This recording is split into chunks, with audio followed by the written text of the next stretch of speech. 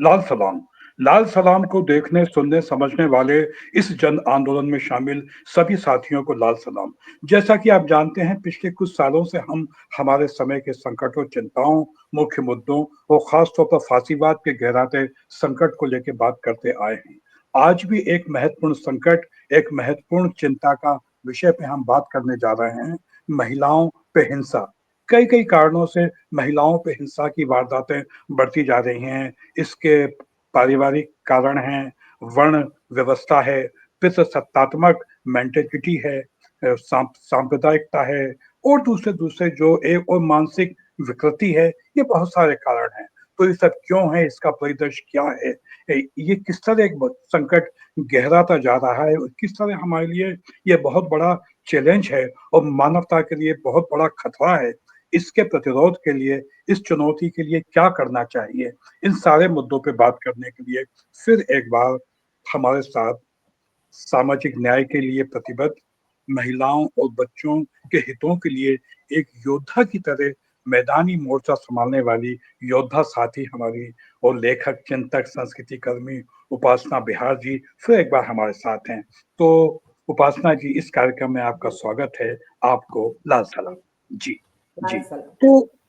तो जैसा कि उपासना जी मैंने कहा कि महिलाओं पे हिंसा की वारदातें लगातार बढ़ती जा रही हैं। ये हिंसा कई तरह की होती है और ये कई-कई कारणों से होती हैं और आपने चूँकि क्षेत्र में एक शोधपूर्ण कार्य किया है, मैं चाहूँगा कि आज विस्तार से आप मतलब इस संबंध में हमको बताएँ, हम लोग बात करें और फिर इसके प्रतिरोध के लिए, इस चुनौती का मुकाबला करने के लिए क्या किया जाना चाहिए, ये भी बताएँ। आपका स्वागत है, उपासना जी। जी, शुक्रिया शैलेंद्र जी। अ, सवाल ये है कि महिलाओं के साथ जो हिंसा है वो आज की घटना नहीं है। बहुत लंबे समय से, जब से हमारा ये सृष्टि का निर्माण हुआ है, इंसानों का हुआ है, धीरे-धीरे ये बढ़ता गया है। जी, जी, मैं जी, वो आपका फेस थोड़ा-सा साइड में आइए, चेहरा थोड़ा कट रहा है। जी, जी, जी। जी, जी, जी, बिल्कुल, बिल्कुल। जी, हाँ, जी, जी।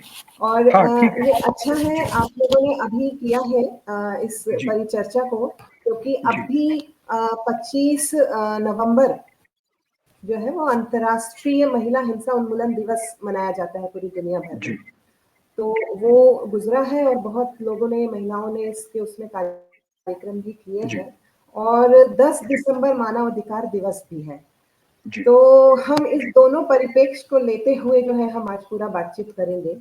जी, और मैं हिंसा की अगर हम बात करते हैं, तो ऐसा नहीं है कि हिंसा जो है वो एक उसमें अभी जो दिख रही है इस उसमें दिखती है, वो अगर आप देखें तो बहुत सारी हिंसा ऐसी है जो दिखती नहीं है। और जब जी, से माने गर्भ से ही महिलाओं के साथ, बच्चियों के साथ हिंसा शुरू हो जाती है। अगर गर्भ में है तो जो लिंग चयन होता है उससे अगर पता होता है महिला है, बच्ची है, बच्ची है करके, तो उसका एबॉर्शन होता है। अगर जन्म भी ले लेती है, क्योंकि महिलाओं के साथ हर स्टेप्स में जो है वो हिंसा होती है, पूरी ता जिंदगी, जन्म जी, से पहले से लेके ता जिंदगी जो है उनके साथ हिंसा होती है। तो जन्म के बाद अगर वो ले लेती है जन्म, तो ये देखा गया है, मैं आंकड़े बाद में धीरे से कुछ बताऊंगी, क्योंकि वो आंकड़े जी, हमको वजन देते हैं उन चीजों के लिए, कि जन्म के बाद कन्याओं की मृत्यु दर ज्यादा होती है लड़कों के मृत्यु दर की तुलना में। जी, फिर अगर हम किशोरावस्था में आए तो हम देखते हैं कि बाल विवाह होता है। अभी मैं आपको बताती हूँ, कल ही का, मैंने 2 दिसंबर की एक केस है, कल परसों के पेपर नहीं आए हैं।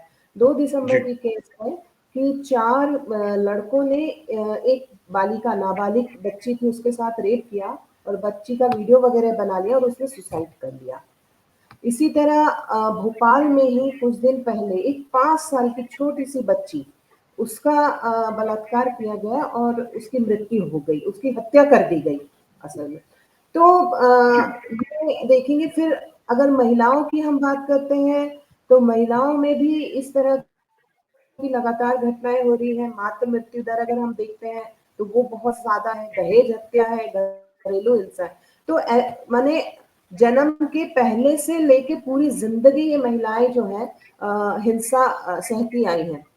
और इस पे मैं एक्चुअली थोड़े से कुछ आंकड़े भी बताना चाह रही हूँ, क्योंकि बहुत जी, सारे लोग ये एक एक एक नैरेटिव धीरे धीरे बनता जा रहा है कि महिलाओं को बहुत अधिकार दिया जा रहा है, महिलाएं तो अब बराबर होती जा रही हैं, जैसे जाति के लिए बात करते हैं कि अब तो जाति भेद है ही नहीं। तो एक एक नैरेटिव इस तरह से बिल्ड किया जा रहा है, लेकिन अगर हम आंकड़े देखते हैं, और वो हम नहीं कहते हैं, वो तो सरकार के ही आंकड़े होते हैं। तो जी, एनसीआरबी की जो रिपोर्ट है 2022, अगर हम उसमें जी, देखते हैं तो हर 51 मिनट में एक अपराध होता है महिलाओं के साथ। और इसमें जो अधिकतर मैंने ज्यादातर होते हैं वो उनके परिचित होते हैं, रिश्तेदार होते हैं, घर के लोग होते हैं, पति होते हैं, उन सबके द्वारा इस तरह का अत्याचार होता है। और ज्यादातर देखा गया है कि जो हिंसाएं होती हैं वो घर में है या कार्यस्थल जाते समय होती है, या स्कूलों या विद्यालयों जैसे इस तरह की जो परिचित जगह होते हैं, हॉस्पिटल्स हैं। अभी जो कलकत्ता वाला केस हुआ था वो हॉस्पिटल जी, में हुआ था। तो ऐसी जगह जहाँ महिलाएं जा रही हैं और जरूरी है और उस पे वो है, एक्सेस है वहाँ, तो ऐसी जगहों में इनके साथ होता है। अगर हम राज्यों की बात करते हैं, तो मैं चूंकि मध्य प्रदेश से हूँ, तो मध्य प्रदेश का इसमें 5वां स्थान पूरे देश में आता है। यूपी में सबसे ज्यादा जी, महिलाओं के साथ हिंसा होता है, फिर महाराष्ट्र, राजस्थान, पश्चिम बंगाल, और हमारा जी, जो मध्य प्रदेश है वो 5वें स्थान पे आता है। जी, और इन पूरे 5 राज्यों में, जो पूरे देश भर में महिलाओं के साथ हिंसा होती है, उसका जी, 50% इन 5 राज्यों में होता है। जी, और सबसे बड़ी बात, बस एक लाइन और फिर, क्योंकि आंकड़े के बाद हम और बातचीत करेंगे। विश्व जी, आर्थिक मंच जो है वो अपना हर साल एक लैंगिक अंतर रिपोर्ट निकालती है। तो 2024 के अनुसार जो भारत है वो लिंग भेद को कम करने में दक्षिण एशिया का पूरा इलाका उसमें सबसे कम जो है वो सबसे पीछे रह गया है। तो ये कुछ जी, आंकड़े हैं, और इससे आपको महिलाओं की हिंसा की भयावहता पता चल सकती है। जी, जी। और जी, अगर हम ये बात करें, कारणों पे अगर हम बात करते हैं, तो जी, जैसा कि आपने बताया है, कारण वो मेन कारण है, जैसे हम पितृसत्तात्मक समाज की हम बात करते हैं, तो जी, उसमें पुरुष प्रधानता है, महिलाओं का जी, स्तर दोयम दर्जा का माना जाता है। तो वो है। दूसरा होता है कि जो नियंत्रण है और पावर, शक्ति, सत्ता, तो इस जी, पे जो कंट्रोल है, तो आप देखिए कि संसाधनों पे महिलाओं का कोई भी कंट्रोल नहीं है। बहुत जी, आश्चर्य है कि बहुत जगह महिलाएं कमाती भी हैं, उसके बाद भी उनको उस तरह के संसाधनों पे उनका हक नहीं दिया जाता है। तो नॉर्मल महिलाओं का तो आप सोच ही सकते हैं कि किस तरह की स्थिति होगी। तो आर्थिक उसमें तो मैंने है, नियंत्रण तो है ही, संसाधन जो है उनके वंचित है, और निर्णय लेने का जो हक है वो महिलाओं को कभी दिया नहीं गया है। उनको उसके लिए माना ही नहीं गया है। सामाजिक स्तर भी अगर हम देखें, तो महिलाओं का सामाजिक स्तर भी हमेशा से नीचे रहा है। और जी, सबसे बड़ी एक ये है कि इस जो पितृसत्तात्मक सोच है, उस सोच के चलते महिलाओं को हर क्षेत्र में भेदभाव का सामना करना पड़ता है।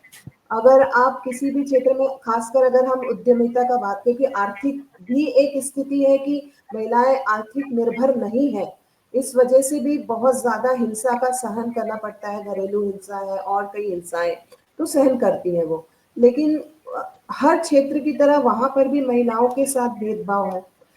एक बस रिपोर्ट छोटी सी है, नेशनल सैंपल जी, सर्वे, उसमें बताया गया है जी, जी, भारत के जो व्यावसायिक प्रतिष्ठान है, जो बड़े बड़े व्यावसायिक प्रतिष्ठान है, उनमें से जी, केवल 14% प्रतिष्ठान जो है वो महिलाओं के द्वारा संचालित होते हैं, यानी जी, उनकी जो हेड है वो महिलाएं हैं। जी, और इवन बैंक वाले लोन लेने महिलाएं जाती हैं तो सोचते हैं कि ये, अरे ये तो कर ही नहीं सकेंगी, अरे ये चुका नहीं पाएंगी, तो वो टाल मटोल करना। और ये एक स्टडी से निकल कर आया है कि महिलाओं के साथ अगर उद्यमी महिला है, कुछ कोशिश करना चाहती है इन्हें आर्थिक की तरफ, तब भी वो जो हमारा सिस्टम बना हुआ है, क्योंकि वहां पे भी देखिए पुरुष ही बैठा है, और पुरुष की मानसिकता क्या है कि महिलाएं जो है वो कैपेबल नहीं है, महिलाएं अक्षम है। तो महिलाओं की क्षमताओं को ना आंकते हुए इस तरह की जो पूर्व धारणाएं हैं वो वहां पे भी गवर्न करती हैं उनको। दूसरा, हमारा जो सामाजिक पूरा समाज का ढांचा है, जो हम परवरिश देते हैं बच्चों को जी, शुरुआत से, वो एक बचपन से उनको मेंटेलिटी तैयार की जाती है। जी, एक उदाहरण मैं बताती हूँ, हमारे एक दोस्त हैं और उनके जुड़वा बच्चे थे, हस्बैंड वाइफ जी, दोनों नौकरी करते थे, लेकिन जब वो जी, नौकरी से आते थे तो आके महिला सीधा किचन चली जाती है और जी, पुरुष अपना थोड़ा रेस्ट करते हैं। तो जो दो जुड़वा बच्चे हैं, लड़का और लड़की दोनों थे, वो देखिए कि जी, कैसे देखते गए वो लोग। तो लड़के को समझ आ गया कि मुझे कहाँ जाना है, और लड़की को समझ आया कहाँ। तो मैं एक बार मिलने गई उनके घर, तो लड़की जो है वो कुछ किचन का सामान लेकर के, सब्जी और टमाटर लेकर आई कि चलो मौसी हम ये काटते हैं ना। तो वो लड़का क्यों नहीं किया? तो वो हुँ, जो दिख रहा है, तो जो हमारा सामाजिक परिवेश है ना, वो बच्चों को बचपन से ऐसा ढालना शुरू करता है कि तुम क्या होना है, तुमने लड़के को क्या होना है, लड़की को क्या होना है। वो बहुत कीन ऑब्जर्वेशन होता है और वो उनके मन में समा जाता है, और इसी तरह की मानसिकता तैयार भी की जाती है। जी, माने बच्चियों की जो है मानसिकता उस तरह की तैयार की जाती है, और उसमें बहुत सारी टेक्स्ट बुक्स हैं, हमारी किताबें हैं, वो जी, हमारे टीवी चैनल्स हैं। टीवी जी, चैनल में आदर्श बहू की एक परिभाषा गढ़ दी गई है। अगर उससे थोड़ा हटके या कुछ हो तो वो आदर्श नहीं मानी जाती है। वो उस कैटेगरी में नहीं है तो उसका सम्मान नहीं है। तो वो एक आदर्श की ग्लोरिफिकेशन जो की जाती है, जी, धार्मिक उसको ज्यादा उनके साथ किया वो किया जाता है। करवा चौथ का ही हम उदाहरण ले लें कि कितना ग्लोरीफाई करके, या कोई भी धार्मिक प्रोग्राम होता है उसमें कितना जी, ग्लोरीफाई करके बताया, और वो सारा कौन करेगा? महिला करेगी, महिला की जी, जिम्मेदारी होगी। तो एक जी, ये जो धीरे धीरे ये सारी चीजें है ना, एडवर्टाइजमेंट देखिए आप, मैगजीन्स में देखिए, मीडिया कहीं पे भी देखिए, तो ये धीरे धीरे हमारी मानसिकता तैयार करता जाता है कि आपके क्या रोल होने चाहिए और आपके क्या रोल होने चाहिए।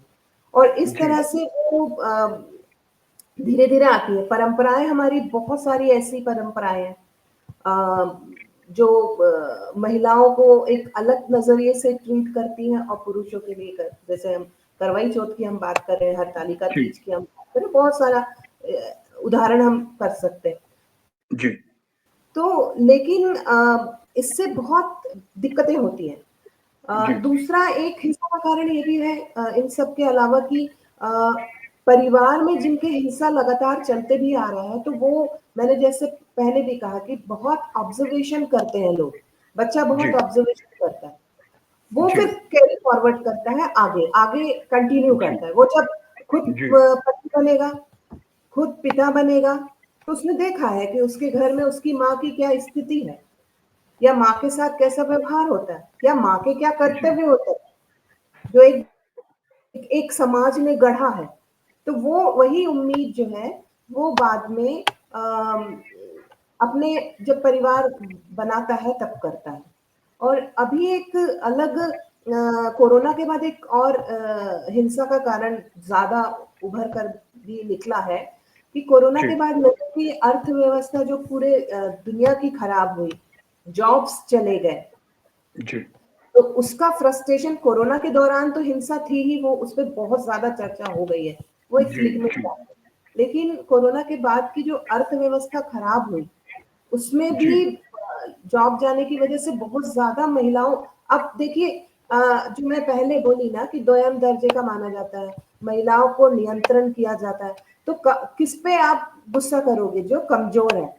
तो महिलाओं को हमने ऐसा बनाया कि आप कमजोर हैं, आपकी स्थिति कमजोर है, तो वो सारी हिंसा पुरुषों के द्वारा महिलाओं पे अ, जो की जी, की जी, की जाने लगी या की जा रही है। है ना? जी, तो वो चीज़ है। इसके अलावा एक बात आपने बहुत अपने शुरुआती में कहा कि जो सांप्रदायिक है, तो जी, सांप्रदायिक का एक बहुत बड़ा इश्यू बन रहा है महिलाओं के हिंसा को लेकर के। और ये विगत 15 साल से तो बहुत ज़्यादा 15-20 साल के इस पे बहुत ज़्यादा उभर कर आया है। अम, जी, और ये हम इससे पहले भी था, लेकिन जैसे जब हमारा देश का विभाजन हुआ, शुरुआत अगर हम वहाँ देखें, जी, उस दौरान भी क्योंकि महिलाएँ जो है वो सबसे सॉफ्ट टारगेट होती हैं। जी, तो भारत का जब हमारा विभाजन हुआ था, जो सबसे बड़ा संहार हुआ था एक तरीके से एक-दूसरे के लिए, जी, वो अगर हम उसकी बात करें या सिख दंगों की अगर हम बात करें या गुजरात जी, दंगों की बात करें या जी, जी, जी, मुज़फ़्फ़र अभी जी, कुछ साल पहले की बात है कि मुज़फ़्फ़रनगर के जो दंगे हुए या मणिपुर का अभी कुछ समय जी, पहले ही हुआ था। तो जी, इसमें क्या है सबसे ज़्यादा इस तरह के दंगों में महिलाओं को ही भुगतना पड़ता है। क्योंकि एक तो वो सॉफ्ट टारगेट होती हैं और महिलाओं को इज़्ज़त के प्रतीक के रूप में देखा जाता है। तो अगर किसी समाज को नीचा दिखाना है या किसी जी, से बदला लेना है, किसी पे अत्याचार करना है, तो किस पे किया जाए? तो एक पूरे समाज को, एक पूरे वर्ग को, एक पूरी जाति को, एक पूरे धर्म को, किसी को आपको अगर ये करना है या इस तरह का अटैक करना है, तो किस पे किया जाए? तो उस समुदाय के महिलाओं के साथ अगर हिंसा हो, तो ऑटोमैटिकली उस समाज पे इफ़ेक्ट पड़ेगा। तो जी, ये लगातार देखा जा रहा है कि जो सांप्रदायिक दंगे होते हैं, उसमें सबसे ज़्यादा कमज़ोर जो है वो महिलाएँ हैं और उनको सबसे ज़्यादा हिंसा झेलनी पड़ती है इस पूरे दंगों के दौरान। और अ, उनका जितना थोड़ा बहुत इन दंगों में निकले होते हैं घर से बाहर थोड़ा बहुत, वो भी बंद हो जाता है। माने दंगों के बाद के जो साइड इफ़ेक्ट हम कहते हैं, जी, उसमें बहुत सारी मुश्किलों से देखिए लड़कों को बहुत प्रिविलेज होता है, लेकिन लड़कियों को हर चीज़ पाने के लिए संघर्ष करना पड़ता है। हर जी, छोटी-छोटी चीज़ के लिए संघर्ष करना पड़ता है। जी, वो बड़े संघर्षों के साथ जब पढ़ने के लिए बाहर निकलते हैं या काम के लिए बाहर निकलते हैं, और इस तरह से घटनाएँ होती हैं, चाहे सांप्रदायिक घटनाएँ हैं या कार्यस्थल में यौन उत्पीड़न हो गया आपका या रास्तों में छेड़छाड़ हो गया। मैं बस्तियों में भी काम करती हूँ और ट्रेनिंग्स वगैरह कहीं देती मैंने जाती हूँ कई जगह ट्रेनिंग से। वहाँ जब बच्चियों से बात करो तो कई सारी बच्चियाँ जो है वो रास्ते में हिंसा झेलती हैं। लड़के कमेंट करते हैं, परेशान करते हैं, पर वो घर में नहीं बताना चाहती। क्यों? क्योंकि उससे उनका स्कूल जाना बंद हो जाएगा, कॉलेज जाना बंद हो जाएगा, पढ़ाई छूट जाएगी। तो बड़े मुश्किल से निकलते हैं ये। और जब इस तरह की घटनाएँ होती हैं, चाहे दंगा हो, चाहे रास्ते में हिंसा हो या अन्य तरह की परेशानियाँ महिला के साथ हो, अत्याचार हो, घर में हो, तो ये जितनी निकली होती हैं वो वापस के वापस उतना पीछे चली जाती हैं। तो जी, ये बहुत ज़्यादा माने घटना एक होती है, लेकिन बहुत सारी महिलाओं के ऊपर, बच्चियों के ऊपर इनका प्रभाव पड़ता है। और एक कदम बड़ी मुश्किल से जो आगे निकलती है, वो 10 कदम पीछे चली जाती है। क्योंकि समुदाय जो है, खासकर सांप्रदायिक दंगों के बाद, ये देखा गया है कि संप्रदाय महिलाओं को जो है वो कंट्रोल में फिर करने लग जाता है। और इसमें अचानक मुझे एक बात और भी याद आई, अभी भागवत जी, जो मोहन भागवत जी हैं, उन्होंने कुछ दिन पहले स्टेटमेंट दिया था कि महिलाओं को 3 बच्चे पैदा करना चाहिए। तो आप नज़रिया समझिए कि क्या बच्चे पैदा करने की मशीन है क्या महिलाएँ? महिलाओं का अपना भी एक व्यक्तित्व जी, है। जी। तो ये सारी चीज़ें कारण हैं और भी बहुत सारे हैं अ, नहीं, जिस नहीं, पे हम आपने बात बहुत ही अच्छे से इस चीज़ों को समझाया। जब हमने बात परंपरा और धर्म की, तो धर्म में जिस तरह महिलाओं की हिंसा को भी महिमा मंडित किया जाता है, हमको हमको याद आता है किस तरह पहले किसी महिला के पति की मृत्यु के बाद उसको पति की शव के साथ जला दिया जाता था, उसको सती कह के महिमा मंडित किया जाता था।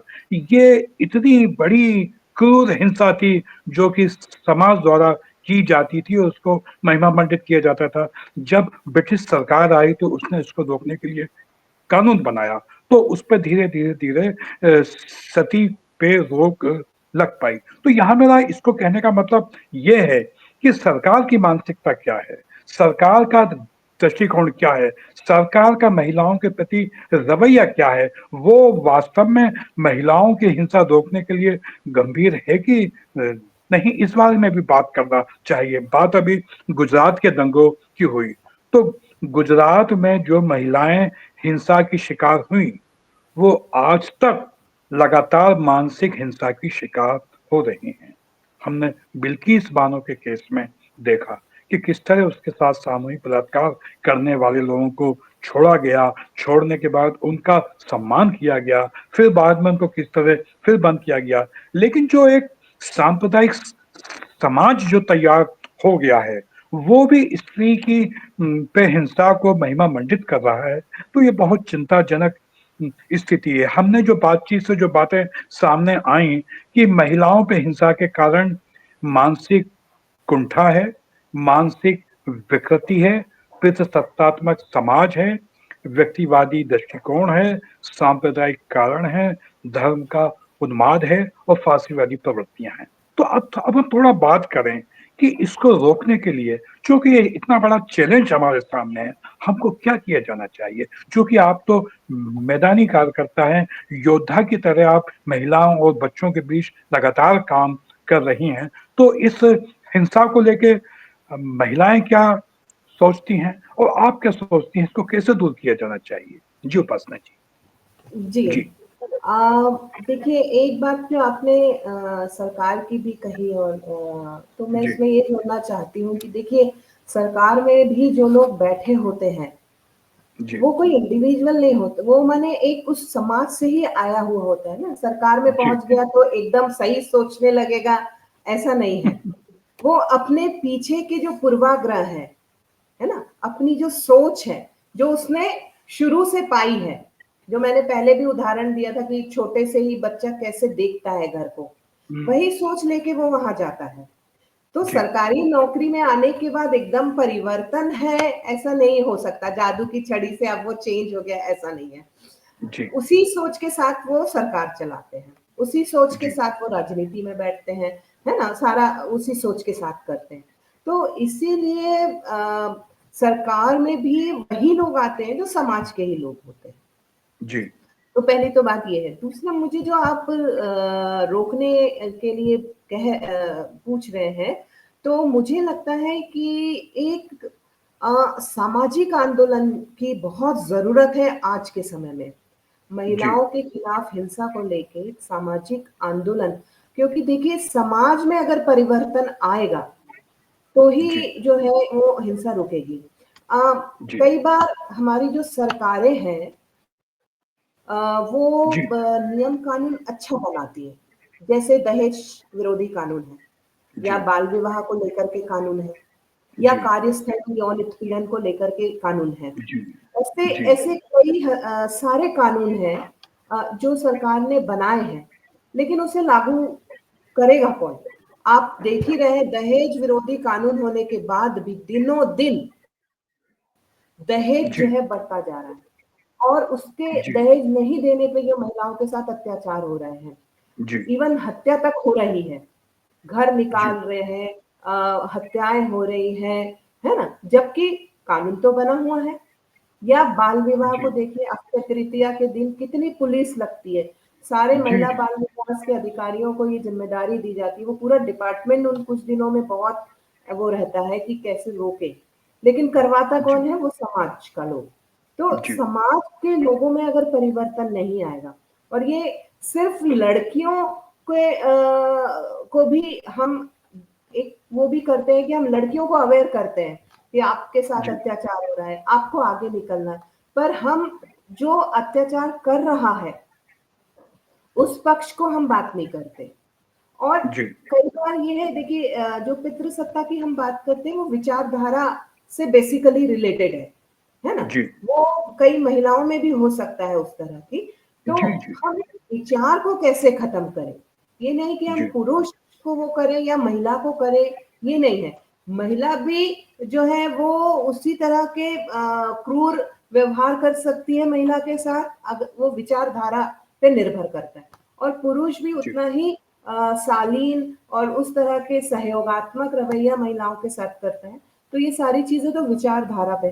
तो समाज में एक इस विचारधारा को बढ़ाने का जरूरत है कि महिला एक इंसान है, जी, उसका अपना एक व्यक्तित्व है, एक वो इंडिविजुअल है। उसको आप देखिए परिचय में भी क्या बोलते हैं, ये इसकी बेटी है, ये उसकी बहू है, या गांव में आप जाके पूछे तो वो अपने अस्तित्व, माने महिला का तो कोई अस्तित्व ही नहीं रहा ना। तो जी, जी, कैसे समाज में हम ये विचार को तोड़ सके कि भाई उसका भी अपना एक अस्तित्व है, वो भी जी, एक इंसान है, जी, तो उसके जी, साथ ही सामाजिक बराबरी हो।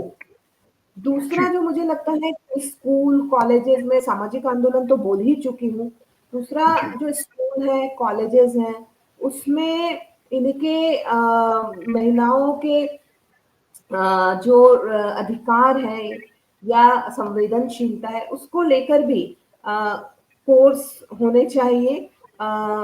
और जैसे कई सारे अभी धीरे धीरे परिवर्तन हो रहा है, जैसे बुक्स में लिखा होता है कि चित्र जो बने होते थे कि छोटी छोटी चीजें मैं जो शुरू से बोल रही हूँ बहुत प्रभाव करती है।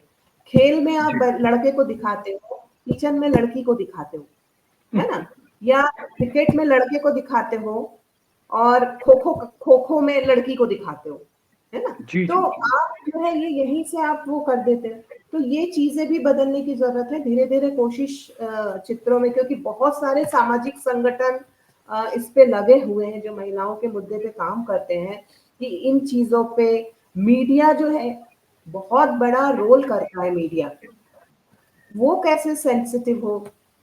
आप देखिए कि अगर किसी बच्ची के साथ या किसी महिला के साथ कुछ होता है बलात्कार वगैरह, तो उसकी फोटो किस तरह से कार्टून फोटो आता है, मैंने पिक्चर आता है, उसमें अजीब तरह के फोटो रहते हैं। या कई बार ये होता है कि कोई बिना ब्याह ब्याह के प्रेग्नेंट हो जाती हैं और बच्चे की डिलीवरी हो जाती है, और अगर बच्चा उन्होंने कहीं पे छोड़ दिया तो उल्टा माँ। भाई उल्टा माँ माने जब बच्चा है तो वो पुरुष भी तो कोई होगा, तो वो हुँ, पुरुष जो है वो उसको धिक्कारेंगे नहीं जो कि उसे हुँ, छोड़ के चला गया, जिसने हुँ, उसको इस तरह से किया, साथ नहीं दिया, जी, उसका उपयोग जी, किया, उस पे ये जी, अत्याचार ही हुआ ना उसके साथ, जी, जी, उसका जीवन वो हो गया, तो आप उस समय पुरुष का तो कुछ नहीं बोलेंगे। और महिला का इस तरह की उल्टा माँ हो गई, अत्याचारी माँ हो गई, हाँ 3 बच्चों की माँ उल्टा भाग गई, तो किसी पुरुष के साथ गई होगी, उसके भी तो बच्चे होंगे। तो आप हुँ, एक तरफा न्यूज़ में भी आप एक तरफा देते हैं। तो वो जी, जी, न्यूज़ जो मीडिया है उनको बहुत अवेयर करने की ज़रूरत है। और एडवर्टाइज़मेंट भी आप देखिए, फ़िल्म एडवर्टाइज़मेंट मुझे लगता है वहाँ पे भी करने की ज़रूरत है, क्योंकि बहुत सारे एडवर्टाइज़मेंट में भी महिलाओं के विरुद्ध एडवर्टाइज़मेंट होता है, उसको उपयोग के वस्तु टाइप। कार के ऐड में महिला का क्या ज़रूरत है? भाई कार की चीज़ें आप बताइए कि कार कितना अच्छा है, कितना उसका माइलेज है, कितना इंजन है, पिकअप क्या वगैरह, लेकिन आप वहाँ महिला को करते हैं। तो ये तो कई चैनलों में हमें काम करने की ज़रूरत है। यूथ को हमको इसमें शामिल करना होगा। लड़कों को खासकर हमें बात करनी पड़ेगी। जी, ऐसा नहीं है कि इससे सिर्फ लड़कियों को प्रॉब्लम है, लड़कों को भी प्रॉब्लम है। कई लड़के जी, हैं जो अलग तरह के करियर अपनाना चाहते हैं, जी, लेकिन हम उनके लिए नहीं कर उनको अलाउ नहीं करते।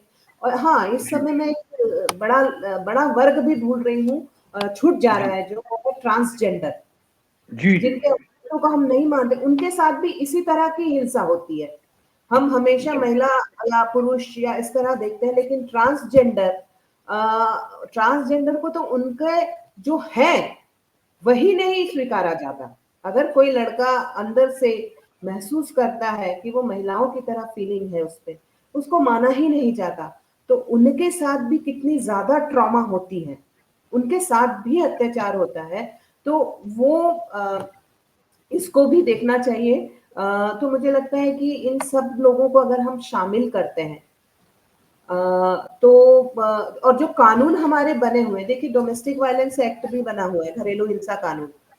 लेकिन ये मैं जानती हूँ और हमने बहुत सारे लोगों को उस कानून का उपयोग करने के लिए कहा भी, लेकिन 2-2 4-4 साल हो जाते हैं उस कानून में, कोई रेमेडी नहीं मिलती उनको, जी, कोई हल नहीं होता उनका, और जाके उसी घर में रहना है। तो इसीलिए कानून तो बने हैं, लेकिन कानून सही तरीके से नहीं हो पा रहे हैं इम्प्लीमेंट, वो होना जी, चाहिए। और एक बड़ा मुद्दा और छूट रहा है इसमें, वो है जी, हमारा पॉलिटिकल, जिसमें राजनीति की हम बात करते हैं, हमारे इसमें रिजर्वेशन की बात की गई है जी, कि रिजर्वेशन होगा। लेकिन जी, आप भी अच्छे से जानते हैं कि शिक्षा नहीं है ना? तो सरपंच पति, जी, माने महिला भले ही सरपंच होती है, लेकिन सारा काम बिल्कुल। सरपंच पति का होता है।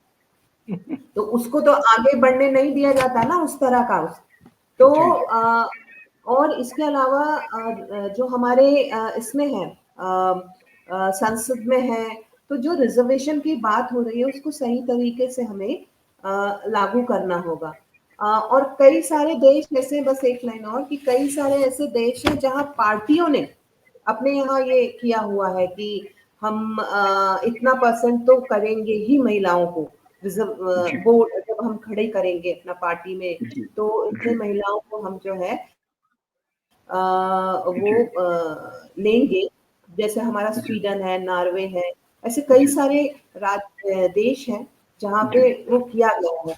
तो जी, ये भी महिलाओं के लिए ज़रूरी है, क्योंकि राजनीति में होने से बहुत सारे कहा जाता है कि अगर महिलाओं को आप कुछ सौंपो तो वो जैसे सरपंच, बहुत सारी सरपंच महिलाएं हैं, हम लोग ट्रेनिंग भी करते हैं, मिलते हैं उनसे। तो उनसे जब आप बात करो तो वो पैसों को सही जगह, जैसे हैंडपंप, नल वगैरह की, यानी जो सामाजिक उस तरह की चीजें हैं, रोड से ज्यादा वो पानी के लिए कोशिश करते हैं कि पानी के लिए वो पैसा चला जाए, या स्कूल के लिए, रोड के बदले स्कूल के लिए चला जाए। अगर ऑप्शन है रोड और स्कूल में, तो वो स्कूल के लिए स्कूल करती जी, है, पानी के लिए करती है। तो वो इस अ, संवेदनशीलता के साथ ज्यादा अच्छे से काम कर पाती है वो। तो जी, जी, ये सारा अगर हम कर पाते हैं, जी, कानून का जो है। और अब भी देखिए जो sexual harassment at work place वाला जो मैं कानून बता रही हूँ, कार्यस्थल में यौन उत्पीड़न, जी, अभी कुछ दिन पहले सुप्रीम कोर्ट के जजेस ने भी कहा है कि बिल्कुल माने वो हो नहीं पा रहा है, और कमेटी वगैरह जो बने हैं तो वो जरूर से बनाए करके। और उन्होंने जी, फिर एक नंबर, उन्होंने एक नंबर भी किया है, हेल्पलाइन 15 जी, जी, 15 100 ये जी, है जी, कि अगर कोई अच्छा, इस तरह से पीड़ित है तो वो इस नंबर पे कॉल कर सकते हैं इस तरह से। तो कुछ जी, समय पहले ही सुप्रीम कोर्ट ने भी बोला है कि सब लोग अपने यहाँ इंटरनल कमेटी बना लें, ताकि जी, जी, कार्यस्थल अगर सही होगा तो बहुत सारी महिलाएं भी बाहर निकलेंगी। जी, कुछ 1-2 घटनाएँ हो जाने से परिवार फिर महिलाओं को बाहर निकलने से भी रोक देता है, काम करने से भी रोक देता है। और हम जी, ये जी, कहते हैं कि जितना ज़्यादा एक्सपोज़र होगा, जी, उतना ही आपका विज़न बड़ा होगा, सोच जी, बड़ी जी, होगी। जी, जी। जी, नहीं, आपने ठीक बात कही। आज आपसे बड़ी महत्वपूर्ण बातचीत हुई और ये इस बातचीत से ये निष्कर्ष भी मतलब आ रहा है कि हमको महिलाओं के प्रति संवेदनशील एक सभ्य समाज बनाने की आवश्यकता है। सभ्य समाज बनाने के लिए एक बड़े सामाजिक आंदोलन की आवश्यकता है और इसके लिए हमें वैचारिक शिविर भी लगाने की आवश्यकता है ताकि बिल्कुल। महिलाओं को सामाजिक न्याय की दृष्टि से भी देखा जाए, समानता की तरह से देखा जाए, जो उनको दिया गया वो भीख नहीं है, वो उनका हक है और जो हक है उससे कहीं ज़्यादा उनको मिलना चाहिए। तो और आज वैचारिक इसमें पुरुषों को भी शामिल किया जाए, क्योंकि हाँ, हाँ, बिल्कुल, ये पुरुष बिल्कुल क्योंकि मुक्ति कभी एकांगी नहीं होती। मुक्ति व्यापकता में ही होती है। तो उस सब समाज में महिलाओं, पुरुषों दोनों की समान रूप से भूमिका होगी और एक दूसरे के प्रति सम्मान का भाव भी हासिल होगा। ये एक लंबी सामाजिक यात्रा, चेतना की यात्रा है, जो यानी स्त्रियों पे अत्याचार हुआ तो उसके प्रतिरोध की भी एक सुदीर्घ परंपरा है। हमने देखा कि सावित्री बाई फुले ने महिलाओं की शिक्षाओं के लिए कितना महत्वपूर्ण काम किया। हमने देखा कि प्रेमचंद जैसे महान साहित्यकार ने अपनी बेटी की शादी में कन्यादान करने से इनकार कर लिया कि मेरी बेटी भी एक इंसान है, कोई भेड़ बकरी नहीं है कि मैं उसका दान कर दूं। तो जो अच्छे लोग जो समझदारी का भाव रखते हैं वो प्रतिरोध के लिए भी काम करते हैं और महिलाओं के हक की आवाज दुनिया के कोने कोने में उठाई जा रही है। हम इन सारे मुद्दों पे कुछ समय बाद फिर आपसे एक बार बात करना चाहेंगे। तो आज जो आपसे बातचीत हुई, ये निश्चित रूप से ये बातचीत महिलाओं के खिलाफ हो रही हिंसा को रोकने में, एक सभ्य समाज को बनाने में इसकी महत्वपूर्ण भूमिका हो पाएगी। आपको तहे दिल से शुक्रिया, आपको क्रांतिकारी अभिवादन उपासना बिहार जी, हम आपको लाल सलाम कहते हैं। आपने और बुलाया उसके लिए भी मुझे जी, नहीं शुक्रिया। हमने महत्वपूर्ण बातचीत की। ये हम सबका एक सामाजिक और मानविक दायित्व है और ये बातचीत भी मानवीय मूल्यों के लिए हमारी प्रतिबद्धता की ही प्रतीक है। तो आपको तहे दिल से शुक्रिया और लाल सलाम कार्यक्रम देखने, सुनने, समझने वाले इस जन आंदोलन में शामिल सभी साथियों को लाल सलाम, इनकलाब जिंदाबाद, लड़ेंगे और जीतेंगे। लाल सलाम, लाल सलाम, लाल सलाम। लाल सर। जी, लाल सलाम।